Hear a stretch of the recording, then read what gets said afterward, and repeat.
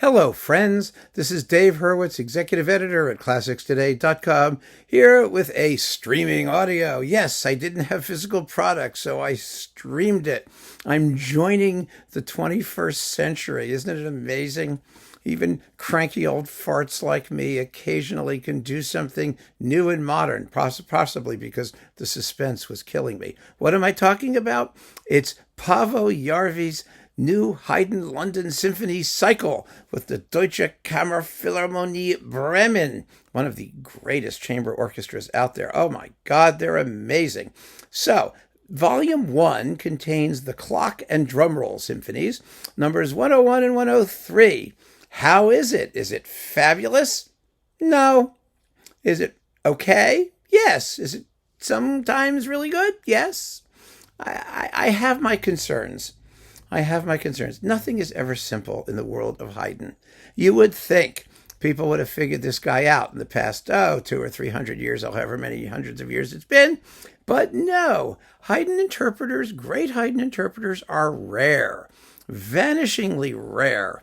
The trouble with Järvi's approach in general, let's talk in generalities first, then we'll get into the specifics.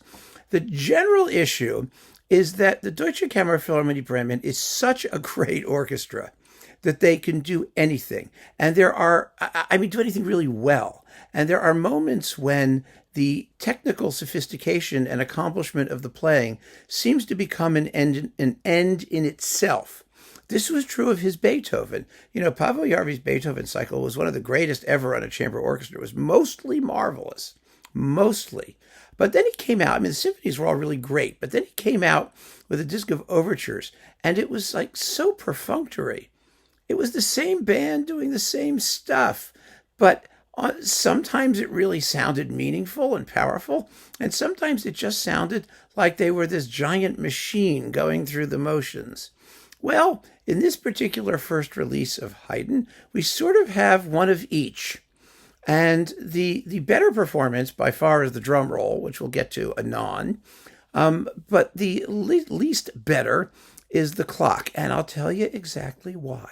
Because the clock symphony is funnier. You may recall I had a conniption at Presto Music's press release about this thing because they talked about Haydn's dry, understated wit, which is crazy because Haydn's wit is bold and raucous and humane and warm and witty and all-encompassing and then just phenomenal. Well, this particular clock is pretty dry and understated. That describes Järvi's performance rather well. The tempi are all frisky, but there are two things that are sort of like flashing red lights, which we shall follow as the series progresses. The first, of course, is the tempo for the clock movement, the most famous movement, the one that gives the symphony the nickname, the one that everybody loves. It's too fast. First of all, it's just too fast. And it's too uninflected. This is first of all, the accompaniment has to sound ticky-tacky. Blum, blum, blum, blum, blum, blum, blum, blum. Has to have a mechanical quality, but a sort of, you can get from the very timbre, it can sound funny. It can. Thomas Beecham does it. There's the guy who always got the funny bits. You know what I mean? And who understood the pacing. And then there's the tune. The tune has such wit. Ya-da-dum, bum, ba-da, da-da-da-da-dum. Da-dum, ba-dum, ba-dum, ba-dum, ba. You should be smiling from ear to ear while you hear it. But this is just a completely non-humorous performance. The big minor key outburst is fabulous and dramatic, but whenever that clock business comes back, and it always comes back differently scored, there's so many different ways you can color and shade it to bring out the humor instead of just going bum, bum, bum, bum,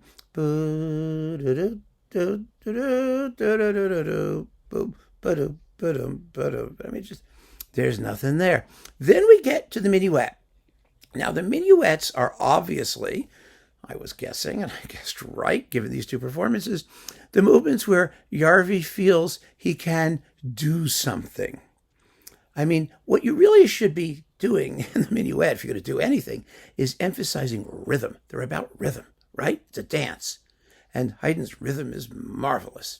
But Järvi likes to, little tiny, agogic mannerisms, shall we say. He likes to potchkey around a little with the minuets. That's okay. You can potchkey. But, potchkey in a way that's kind of meaningful. It sounds odd that he decides to potchkey when the rest of the performance is so unpotchkified.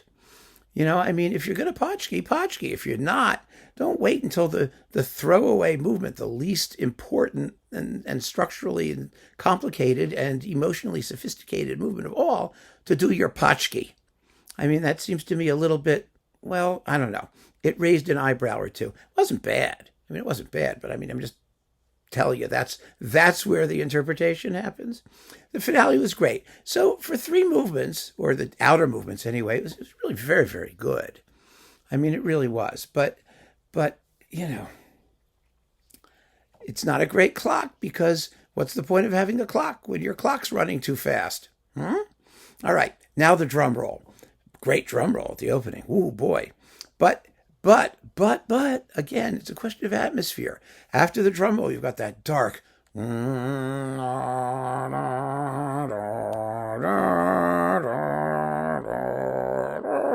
One of the most eccentric and ominous and weird openings in all of symphonic music.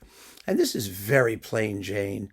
Again, it could have been a little slower. He could have savored the spookiness just a little.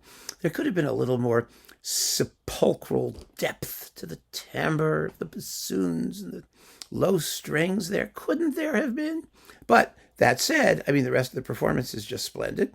Really, to hear this orchestra just play out is wonderful. It's just wonderful. They're a great group.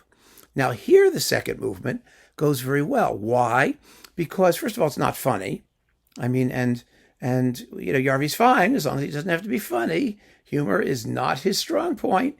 And if humor is not your strong point, you're going to have a problem with Haydn. Let's face it, right? But the second movement is a set of variations on 2 related but alternating themes. It's basically minor key, major key, minor key, major key, etc.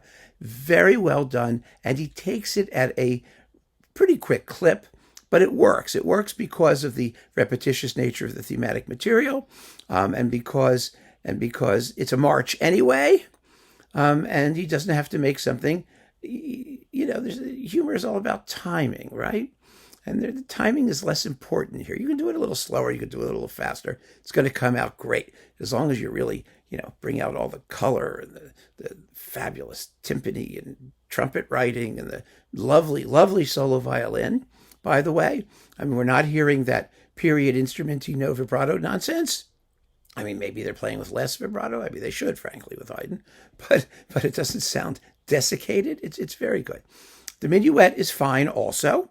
But it's another one of those potchkey moments. You'll notice the potchkeying around, and you're just going to get used to it. This is going to be a Haydn London Symphony cycle with potchkeyed minuets, and we have to get used to that. He doesn't do anything grotesque or tasteless. He really doesn't. But it's just so, like whack with the clock. It's so funny to all of a sudden feel the presence of the conductor when he seems to have been doing his best to stay clear the rest of the time. The finale is marvelous. It's quick. It's brilliant. I love that finale. The horns, do do do do do, da da da da da da da da da bum, da da da da da da da da da. Oh, it's wonderful. Very, very fine performance. So the clock isn't a disaster because everything besides the clock is fine, but it still is lacking its clock.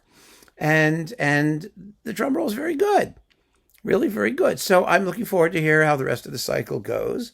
And it just goes to prove once again that the range of expression in Haydn seems to be greater than the range of expression available to most of his interpreters. That sort of makes me feel good in a way, because I know Haydn's just a ridiculous genius, and it shouldn't be easy. It really shouldn't be, because it isn't. It's so sophisticated and it's such brilliant music. So, if his interpreters are on somewhat of a lower level, well, it's kind of a pity because I want to hear great versions of the music. But, on the other hand, let's see how Järvi grows into the cycle as it progresses. This is not a bad beginning. It's just not as great as it could have been. And that is so often the case, isn't it? So keep on listening, friends. Thank you so much for joining me. Take care.